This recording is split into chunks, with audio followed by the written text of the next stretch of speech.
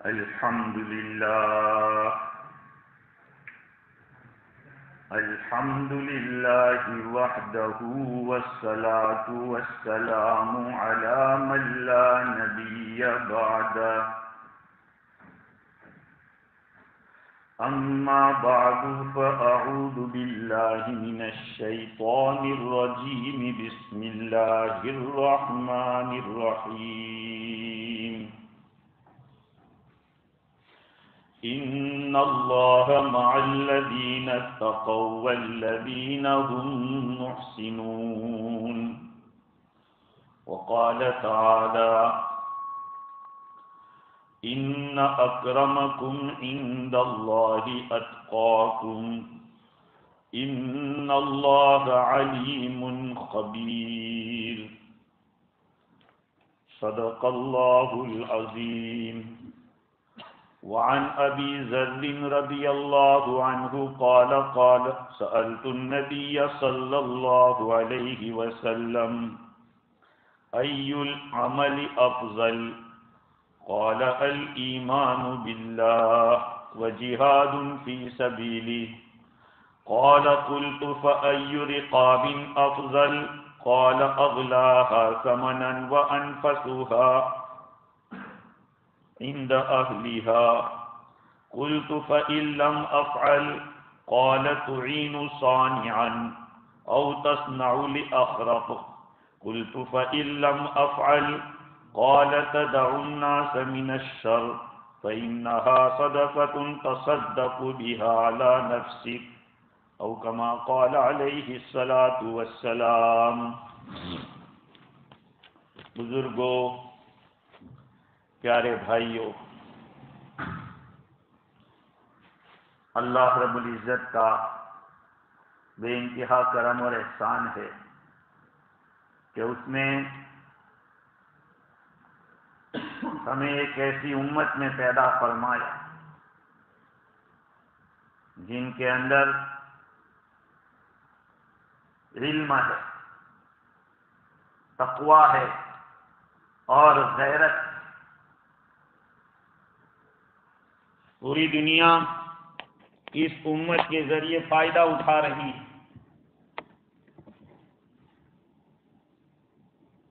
اور قرآن مجید نے ایک معیار بتلایا ہے کہ عزت اگر کسی کو ملے گی تو پرہیزگاری کی بنیاد پر ملے گی، تقویٰ اور طہارت کی بنیاد پر ملے گی۔ ان اکرمکم عند اللہ اتقاکم، تم میں سب سے زیادہ معزز اللہ کے نزدیک وہ ہے جو تم میں زیادہ پرہیزگار ہے، جس کے پاس جتنا زیادہ تقویٰ اتنا اللہ کے نزدیک وہ مقرر۔ اور اسی لیے اللہ تعالیٰ نے قرآن پاک میں فرمایا ان اللہ مع الذین اتقوا والذین هم محسنون، یقیناً اللہ تعالیٰ ان لوگوں کے ساتھ ہے جو تقوی اختیار کرتے ہیں اور ان لوگوں کے ساتھ ہے جو نیکوکار ہے، بھلے کام کرنے والے ہیں۔ اس لیے اسلاف کی عادت رہی، ہمارے جو بڑے گزرے صحابہ کرام، تابعین، تبع تابعین، ان کی عادت ہے کہ جب کبھی کوئی نصیحت کا کہتا یا وصیت کا تو سب سے پہلے تقوی کی وصیت کرتے، تقوی اختیار کرو۔ اور تقوی کے بغیر میرے عزیزوں زندگی بیکار۔ ہاں، اللہ تعالیٰ نے قرآن پاک کے اندر ایک ایک آیت میں دو دو تین تین مرتبہ تقوی اختیار کرنے کا حکم دیا۔ امام شافعی رحمۃ اللہ علیہ اس قسم کے اشعار بیان کرتے ہیں تقوی کے متعلق کہ اگر آدمی ان کو سنے اور اپنی زندگی کے اندر اس کو اختیار کرے تو آدمی کی زندگی بدل جائے۔ فرماتے ہیں تزود من التقوى فإنك لا تدري اذا جن لیل هل تعیش الى الفجر، پرہیزگاری کا توشہ اختیار کر، تقوی کو اختیار کر، اس لیے کہ تجھے پتا نہیں کہ رات جب چھا جائے گی تو فجر تک تو زندہ رہے گا یا نہیں۔ آدمی رات کو کیسے کیسے گورن دھندے کرتا ہے، اس کو پتا نہیں کہ سو گیا تو صبح ہوگی بھی کہ نہیں۔ ہر وقت تقوی کا دامن پکڑ کے رہو۔ آگے فرما کے کم من صغار یرتجی طول عمره وقد ادخلت اجسادهم ظلمت القبر، کتنے چھوٹی عمر والے لمبی لمبی عمر کی امید رکھتے تھے، حالانکہ ان کے جسم قبر کی تاریکی کے اندر داخل کر دیے گئے۔ کم من صحیح مات من غیر علت وکم من سقیم عاش حینا من الدہر، کیا شعر ہے جو یہ ہماری زندگی کا تجربہ ہے۔ کیا فرمایا؟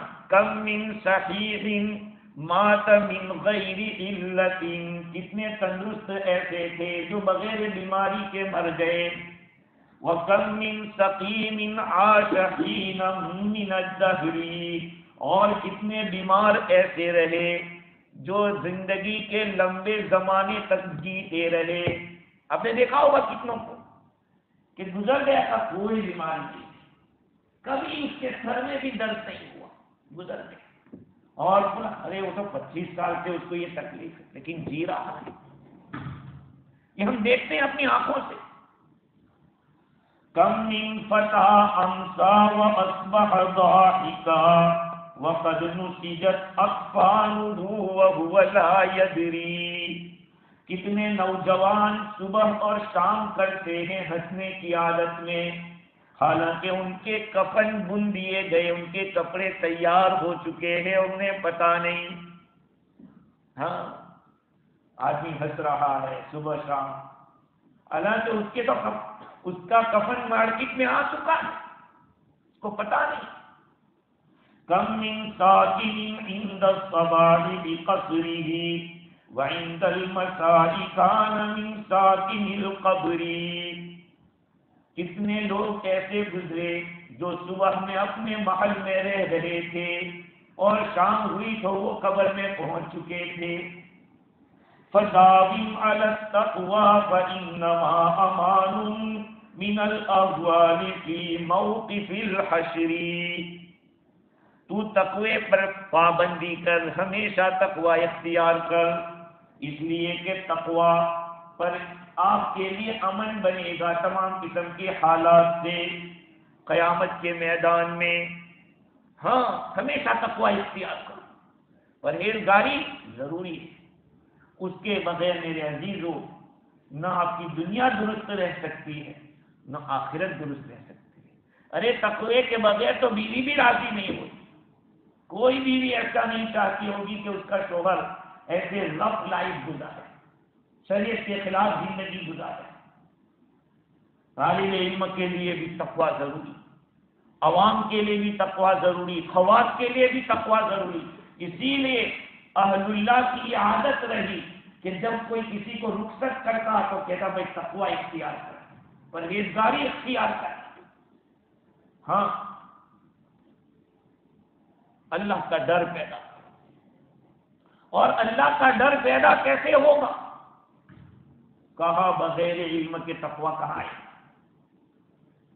علم نہیں ہوگا تو تقوی بھی کہاں ہے؟ اسی لیے امام احمد بن حنبل رحمۃ اللہ علیہ فرماتے ہیں کہ الناس الى العلم احوج منهم الى الطعام والشراب، انسان علم کا اتنا زیادہ محتاج اور ضرورت مند ہے جتنا کھانے پینے کا ضرورت مند نہیں، کھانے اور پینے سے زیادہ ضرورت اس کو علم کی ہے، اس لیے کہ آدمی کھانے پینے کی اس کو ضرورت دن میں 2-3 مرتبہ محسوس ہوتی ہے، اور علم کی ضرورت جتنی ہماری سانسیں ہیں کا اتنی ضرورت علم کی۔ آج علم کا فقدان ہے، علم کی کمی ہے، اس وجہ سے ساری غلطیاں ہو رہی ہیں۔ نقصانات جو ہو رہے ہیں علم کی کمی کی وجہ، علم ہے اور عمل نہیں کرتا وہ علم ہی نہیں۔ ہاں علم نافع تو وہی جو دل میں اترا ہوا، ورنہ علم باللسان جو زبان پر ہے وہ تو اللہ تعالیٰ کے پاس ایک حجت بنے گا کہ تجھے علم دیا، تو صرف بولتا ہی رہا، کرتا نہیں تھا، صرف بولتا تھا، اور آج بولنے پہ بڑی محنت ہو رہی، کرنے پہ محنت نہیں ہو رہی۔ اس لیے میرے عزیزوں تقوی کو اختیار کرو۔ افضل الاعمال علم کو کہا ہے۔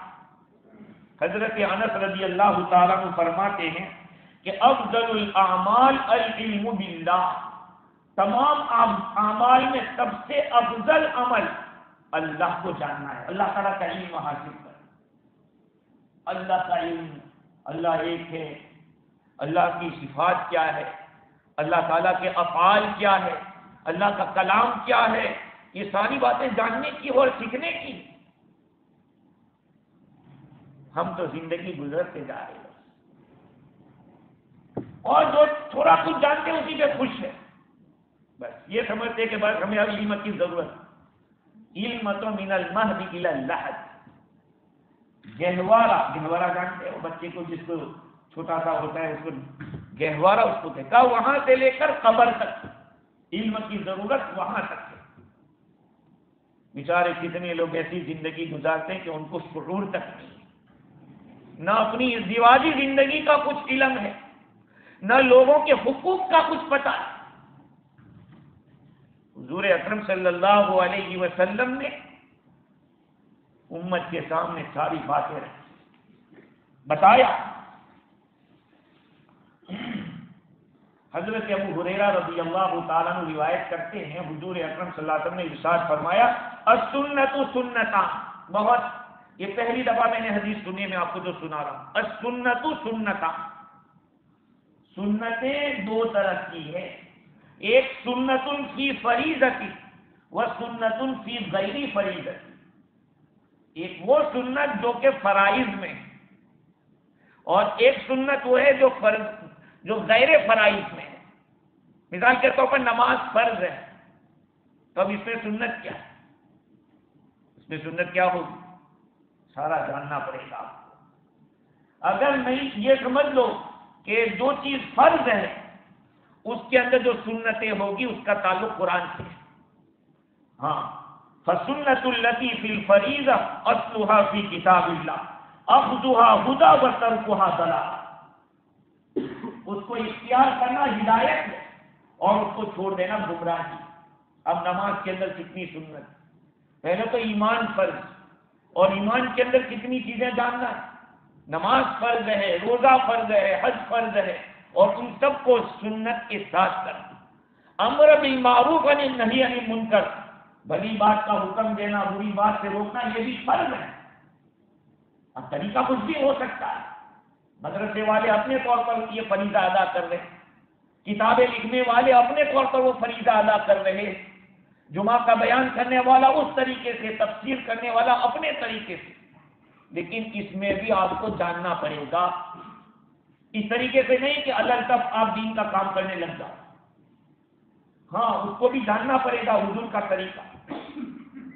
تو السنت التی فی الفریضہ اصلها فی کتاب اللہ، وہ سنتیں جو کہ فرائض کے اندر ہے اس کی بنیاد اللہ کی کتاب ہے، اس کا اختیار کرنا ہدایت ہے اور اس کو چھوڑنا گمراہی ہے۔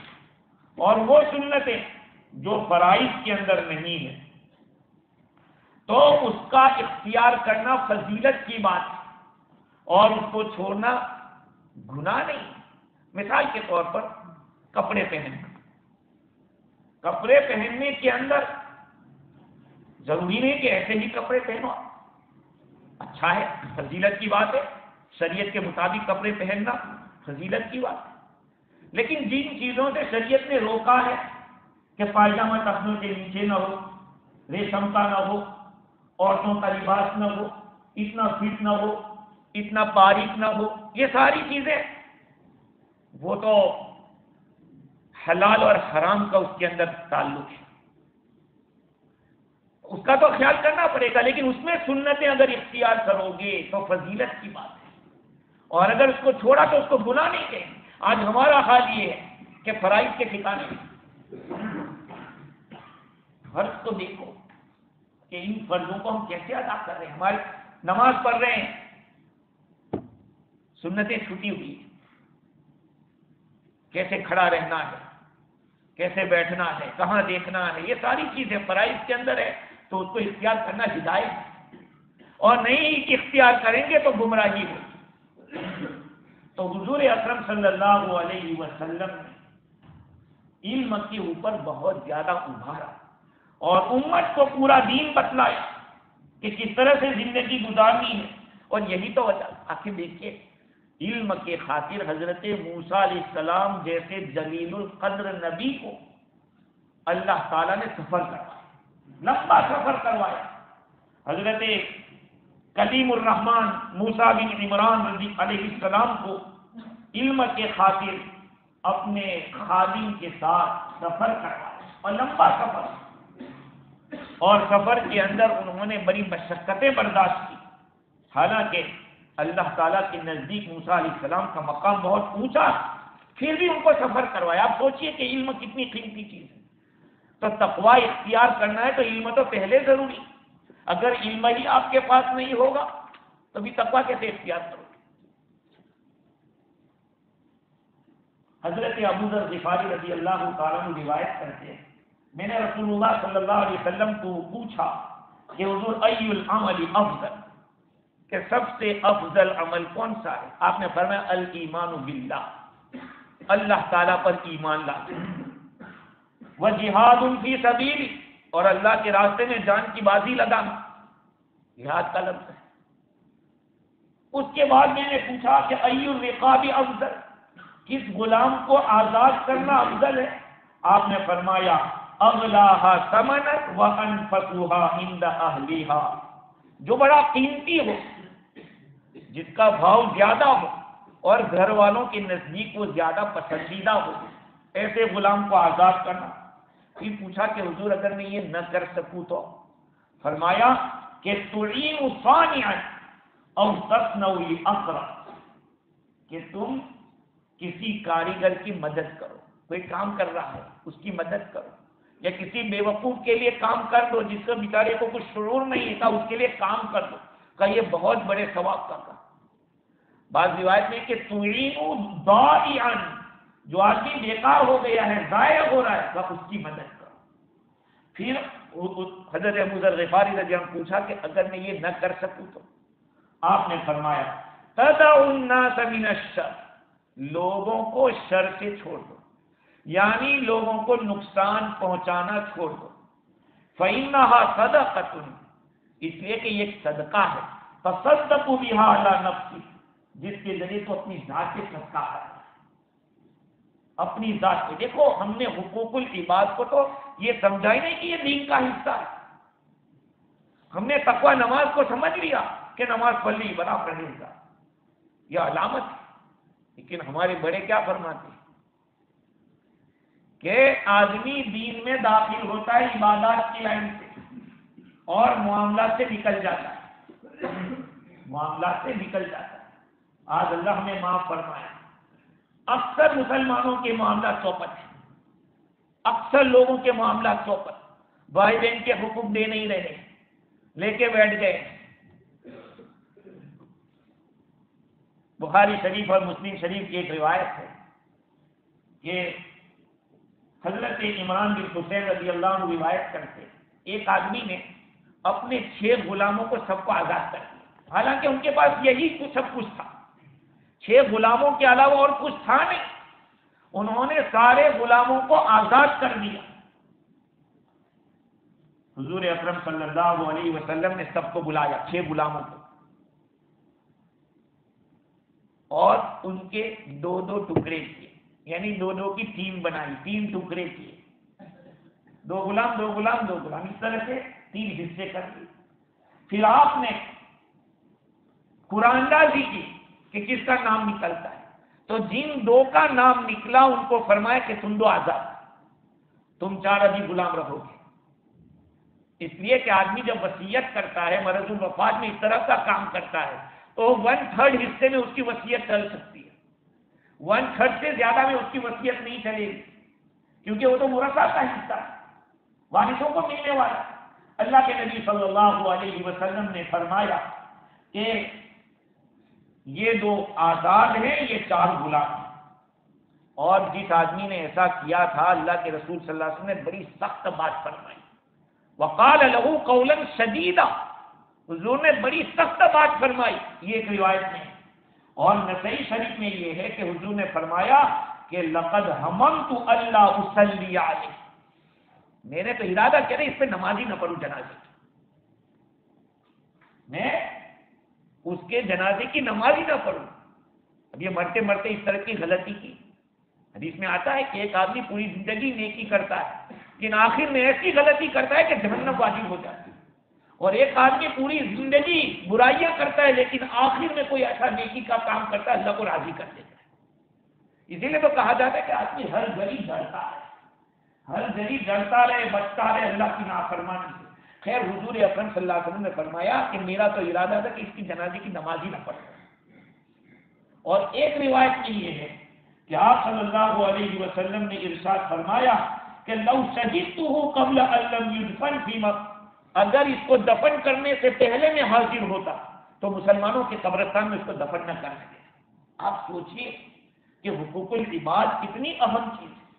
آج ہمارے یہاں تو حقوق العباد کو کھیل سمجھا جا، کسی کا بھی حق مار دیا، کسی کو بھی گرا دیا۔ اصل میں یہ وجہ کیا ہے؟ غیرت ایمانی مر چکی، غیرت ایمانی مر چکی۔ اگر غیرت ایمانی ہوگی تو آدمی پوچھ پوچھ کے کرے گا، پوچھ پوچھ کے کرے گا کہ کہیں میں غلط نہ کر بیٹھوں، شریعت کے خلاف میں نہ کر بیٹھوں۔ جب غیرت ختم ہو جاتی ہے تو پھر آدمی کچھ بھی کر سکتا ہے۔ جس کے پاس غیرت نہیں میرے دوستوں، اس کی زندگی بیکار ہے۔ جب غیرت ہوتی ہے، امام بیہقی رحمۃ اللہ علیہ جو 5ویں صدی کے آدمی ہیں، 5th سینچری کے آدمی، انہوں نے موسیٰ بن اسحاق کے زمانے کا ایک قصہ لکھا اپنی کتاب شعب الایمان کے اندر۔ حوالہ میں نے جس اردو کتاب میں دیکھا اس کا حوالہ ہے۔ وہ فرماتے کہ ایک عورت نے موسیٰ بن اسحاق کے سامنے اپنے شوہر کے خلاف ایک کیس دائر کیا۔ کہا میرا شوہر میرے 500 دینار، 500 اشرفیاں جو مہر کی باقی ہے ادا نہیں کر رہا ہے۔ تو قاضی نے بلایا، عورت کی طرف سے جو وکیل تھا اس نے یہ دعویٰ کیا کہ اس کا مہر اس کا شوہر نہیں دیتا ہے، شوہر سامنے کھڑا ہے، بیوی یہاں ہے۔ وکیل نے 2 گواہ پیش کر کہ یہ 2 گواہ ہیں۔ گواہ نے کہا کہ بھائی دیکھو ایسے تو ہم گواہی نہیں دیں گے کیونکہ یہ جو عورت آئی ہے وہ کون ہے ہمیں کیا پتا، لہذا اس کا چہرہ کھولا جائے ہم تاکہ گواہ لوگ دیکھیں کہ ہاں یہ وہی عورت ہے۔ تو عورت سے کہا گیا کہ اپنا چہرہ کھول، شوہر کھڑا کر دو، میرے ذمے اس کے 500 دینار ہے، میں ادا کر دوں گا۔ میں اس کو برداشت نہیں کر سکتا کہ میری عورت اجنبی آدمی کے سامنے اپنا چہرہ کھولے، یہ مجھے میری غیرت برداشت نہیں کر رہی۔ عورت نے کہا کہ جب میرا شوہر اتنی غیرت کرتا ہے تو میں نے اس کو معاف کر دیا، وہ جو بھی مہر ہے میں نے معاف کر دی۔ قاضی نے کہا کہ اس کو تاریخ کے اوراق میں لکھا جائے کہ اس طرح کا ایک نادر واقعہ پیش آئے کہ مرد نے اپنی عورت کو اجنبی کے سامنے چہرہ کھولنے سے روکا۔ یہ تو ایک مرد کی غیرت، لیکن غیرت ایمانی عورت کی بھی دیکھیے۔ عالمگیر رحمت اللہ علیہ ایک بڑے بادشاہ گزرے ہیں، عالم تو تھے بہت بڑے، پرہیزگار۔ ان کی بیوی جن کا نام تھا بیگم جہاں زیب بانو، جہاں زیب بانو، ان کو اپنے پستان کے الٹی پستان کے نچلے حصے میں کھنسی ہو گئی، کوڑی ہو گئی اور بڑی تکلیف۔ تو اس زمانے کا ایک ڈاکٹر جو انگریز تھا، مارٹن فرنگی، اس نے کہا کہ میں ایک عورت کو بلاتا ہوں اور وہ ان کا آپریشن کرتے۔ تو بیگم نے کہا کہ میری ایک شرط ہے، اگر وہ عورت شراب کو اس نے ہاتھ نہیں لگایا ہے تو میرا علاج کر سکتی ہے، اور اگر وہ شراب پیتی ہے یا شراب کو ہاتھ لگاتے ہیں مجھے اس کی ضرورت نہیں ہے ایسے علاج کرانے۔ تو تحقیق کی گئی تو وہ 40 سال سے شراب پی رہی کا علاج نہیں کرانا ہے مجھ کو، 2 سال تک کسی تکلیف کے ساتھ زندہ رہی اور انتقال کر گئی۔ آپ میرے عزیزو دیکھیے، جب غیرت ہوتی ہے، ایمانی غیرت، تو آدمی خلاف شرع کام کرنے سے رکتا ہے۔ آج ہم اپنی بیویوں کو اکیلے سفر کراتے، حالانکہ شریعت نے نہ کہا کہ 77 کلومیٹر اینڈ پلس تو آپ اپنی بغیر محرم کے بھیج بھی نہیں سکتا۔ حج جیسی عبادت میں بھی منع کہ بغیر محرم کے حج نہیں۔ اب سعودی نے اگر 45 کے اندر اجازت دے دی، وہ شریعت نہیں، وہ ان کی گورنمنٹ کا حکم ہے، شریعت تو یہ نہیں کہتی، شریعت تو بغیر محرم کے نہ کہے کہ بالکل نہیں۔ یہ سب اسلام کے جو احکام ہیں وہ غیرت پر مبنی ہے۔ آدمی جب باغیرت ہوتا ہے تو وہ شریعت کے خلاف کرنے سے ڈرتا ہے، اور جس کے اندر غیرت ہی نہ ہو، ان اللہ یغار، اللہ تعالیٰ غیرت والا ہے۔ حضور ایک صحابی رضی اللہ تعالیٰ نے حضور سے پوچھا کہ حضور اگر میری بیوی کسی اجنبی کے ساتھ نعوذ باللہ کچھ غلط کام میں مشغول ہے تو کیا میں گواہ لینے جاؤں گا کہ تلوار سے اڑا دوں گا اس کو؟ حضور اکرم صلی اللہ علیہ وسلم نے فرمایا کہ ان کی غیرت ہے، اور میں ان سے زیادہ غیرت والا ہوں، اور اللہ تعالیٰ مجھ سے بھی زیادہ غیرت والا ہے۔ اسی لیے اللہ تعالیٰ نے جو حرام چیزیں کی ہے کہ یہ حرام وہ حرام، یہ اس کی غیرت کا تقاضا ہے۔ آج میرے عزیزو، ہم مسلمان ہیں، کلمہ پڑھنے والے ہیں، لیکن ہمارے اندر وہ غیرت خلاف شرع کام ہم اپنے آنکھوں سے دیکھ رہے ہیں اور ہمارے جوں تک نہیں رہتی، ہمیں اس کا احساس نہیں۔ اس لیے ہم لوگوں کو دین جاننا بہت ضروری ہے۔ جب تک جانیں گے نہیں وہاں تک ایکشن کیسے لیں گے، کس کے ساتھ ہمیں کس طرح رہنا ہے اور کس طرح کے ساتھ ہمارا سلوک کیسا ہونا چاہیے۔ صحابہ کرام رضوان اللہ علیہ مجمعین کی حضور کے ساتھ کتنی محبت۔ حضرت ام سلمہ رضی اللہ تعالی عنہا کے غلام تھے جن کا نام ہے واصلہ ابن اسطبل کے، حضرت سفینہ رضی اللہ تعالی عنہ، سفینہ نام ہے ان کا، حضرت سفینہ رضی اللہ تعالی عنہ غلام ہے، ام سلمہ رضی اللہ تعالی عنہا ان کی مالک ہے۔ انہوں نے ان کو آزاد کیا، کہا کہ ایک شرط کے ساتھ تمہیں آزاد کرتی ہوں۔ کہا کیا شرط؟ کہا جب تک تم زندہ رہو گے حضور اکرم صلی اللہ علیہ وسلم کی خدمت کرتے رہو گے۔ تو حضرت سفینہ رضی اللہ عنہ نے عرض کیا کہ اگر آپ شرط نہ بھی کرتی تب بھی میرا تو ارادہ تھا کہ موت تک حضور کی خدمت میں رہوں گا، اب تو آپ نے میری آزادی کی شرط لگا دی تب تو میں کرنا ہی پڑے گا، لیکن میرا تو ارادہ ہی ہے۔ تو وہ لوگ تو اپنی زندگیاں حضور پہ قربان کرنے کے لیے تیار ہیں۔ میرے عزیزو، ہمیں یہ جاننا ضروری ہے کہ ہمارا سلوک کس کے ساتھ کس طرح کا ہونا چاہیے۔ ابو عثمان نیسابوری رحمۃ اللہ علیہ نے ان کے حوالے سے حافظ ابن قیم رحمۃ اللہ علیہ نے لکھا کہ الصحبۃ مع اللہ بحسن الادب ودوام الہیبۃ والمراقبہ، والصحبۃ مع الرسول صلی اللہ علیہ وسلم باتباع سنتہ ولزوم ظاہر العلم۔ بندے کا اللہ رب العزت کے ساتھ رہنا اس طرح سے ہونا چاہیے کہ ہمیشہ ادب کے ساتھ، اللہ کے ساتھ بھی ادب، میں نے وہاں بیان کیا تھا آج سے 5 جمعہ پہ، اللہ کے ساتھ ادب کے ساتھ رہو۔ ہاں، غسل خانے میں ننگے نہانے مت جاؤ، اور اگر نہائے تو فوراً کپڑے بدل دو۔ ہاں، حسن ادب اللہ کے ساتھ، اور اللہ سے ہمیشہ ڈرتے رہو، اور اس بات کو سامنے رکھو کہ خدا مجھے دیکھ رہا ہے، دوام مراقبہ۔ یہ تو اللہ کے ساتھ ہوا، اور حضور اکرم صلی اللہ علیہ وسلم کے ساتھ باتباع سنتی ہی، حضور کی سنتوں کا اتباع کر، سنتوں کا اتباع کر کے اللہ کے نبی کے ساتھ رہو، اور واللزوم ظاہر علم، ظاہر علم ہے، ایک ہوتا ہے باطن علم۔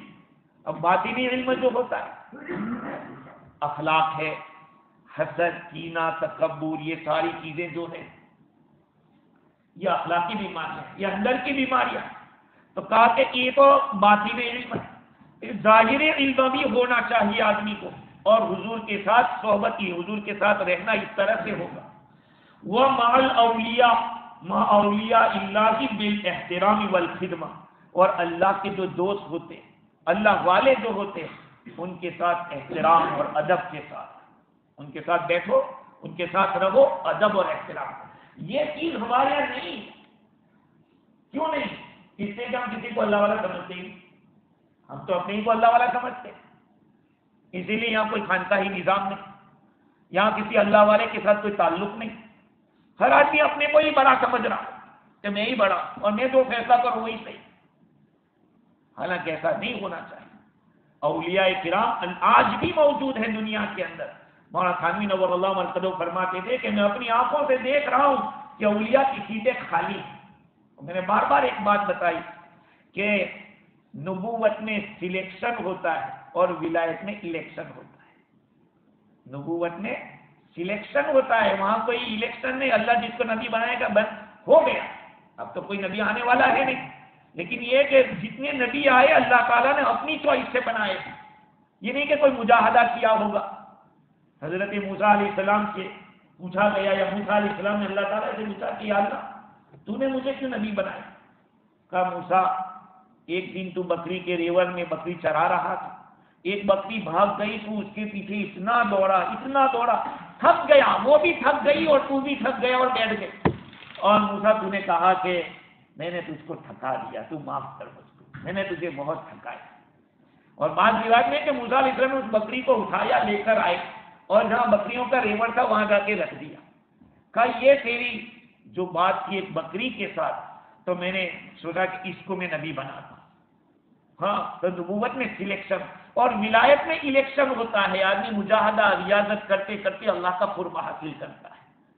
تو اولیاء کرام کے ساتھ اس طرح رہو، ادب کے ساتھ، احترام کے ساتھ۔ بعض مرتبہ میرے عزیزو اللہ تعالیٰ کی طرف سے ایسا فیضان ہوتا ہے۔ خواجہ باقی باللہ رحمۃ اللہ علیہ بہت بڑے ولی گزرے اللہ، ان کے گھر پہ فاقے چل رہے تھے، کھانے پینے کا کچھ کھانے، اتنے مہمان آ گئے، 2-3 دن ہو گئے تھے فاقے۔ تو ایک باورچی تھا، باورچی یعنی کھانا پکانے والا، اس نے دیکھا کہ حضرت کی آج مہمان ہے اور آج خدمت کا اچھا موقع ہے، تو ایک بڑا خوان لیا، اس میں اچھے اچھے کھانے رکھے اور حضرت کی خدمت میں جا کے پیش کیا کہ حضرت جی آپ کی خدمت میں ہدیہ ہے۔ تو شیخ نے کہا کیا ادھر مانگو، کیا مانگتے ہو چاہیے؟ کہا مجھے اللہ آپ کی طرح بنا لیے، دعا کر۔ کہا کچھ اور؟ کہا کہ نہیں، مجھے تو یہی چاہیے کہ میں آپ جیسا بن جاؤں۔ کہتے روم میں لے گئے اور نسبت القائی جس کو کہتے ہیں، نسبت انعکاس سے اپنے سینے سے اسے لگایا، جیسے نبی اکرم صلی اللہ علیہ وسلم کو جبریل امین نے جب پہلی ملاقات کی تھی اس وقت سینے سے دبایا تھا، یہ بھی ایک نسبت ایسے دی جاتی ہے۔ تو خواجہ باقی باللہ رحمۃ اللہ علیہ نے 2 ان کو ایسے سینے سے لگایا اور نسبت کو ان کے اندر ڈال دیا۔ اب باہر نکلے تو 2 خواجہ باقی باللہ تھے، ایک تو ایسے ہی متانت کے ساتھ چل رہے تھے اپنے آرام سے، اور دوسرے ایسے ڈگمگائے کیونکہ بغیر محنت کے ملا تھا۔ خواجہ باقی باللہ محنت کے ساتھ رہا سے تو مجاہدہ کر کے بنے تھے، اور دوسرے جو تھے ان کو تو ایک خدمت کی وجہ سے مل گیا، لیکن وہ اپنے کو برداشت نہیں کر پا رہے۔ تو میرے عزیزو بات یہ ہے کہ اولیاء کرام کے ساتھ، اور اللہ تعالیٰ نے جیسے شب قدر کو چھپا کے رکھا ہے، اللہ تعالیٰ نے اپنی رضامندی کو نیکیوں میں چھپا کے رکھا، اپنی ناراضگی کو گناہوں میں چھپا کے رکھا، ایسے ہی عام مسلمانوں کے اندر اپنے اولیاء کو چھپا کے رکھا ہے۔ ورنہ اگر اللہ تعالیٰ ظاہر کر دیتا تو ان کی پوجا شروع ہو جاتی، لوگ ان کو خدا ماننے لگتے۔ خیر، تو اولیاء کرام کے ساتھ ادب و احترام کے ساتھ پیش آنا، اور اپنے گھر والوں کے ساتھ حسن خلق، اپنے گھر والوں کے ساتھ اچھے اخلاق سے پیش کرنا۔ وَمَعَ الْأَهْلِ بِحُسْنِ الْخُلْقِ وَمَعَ الْإِخْوَانِ بِدَوَابِ الْبِشْرِ مَا لَمْ يَكُنْ إِثْمًا۔ اپنے دوستوں کے ساتھ، بھائیوں کے ساتھ کیسے رہو؟ ہمیشہ کھندا پیشانی سے ہنس کے ملو، اللہ یہ کہ کوئی گناہ کا کام نہیں ہونا چاہیے کہ ہنسا رہے تو گناہ کے ساتھ کوئی گناہ کی بات، جھوٹی بات لے کر ہنسا رہے نہیں، ہنستے چہرے سے ایک دوسرے کے ساتھ ملنا۔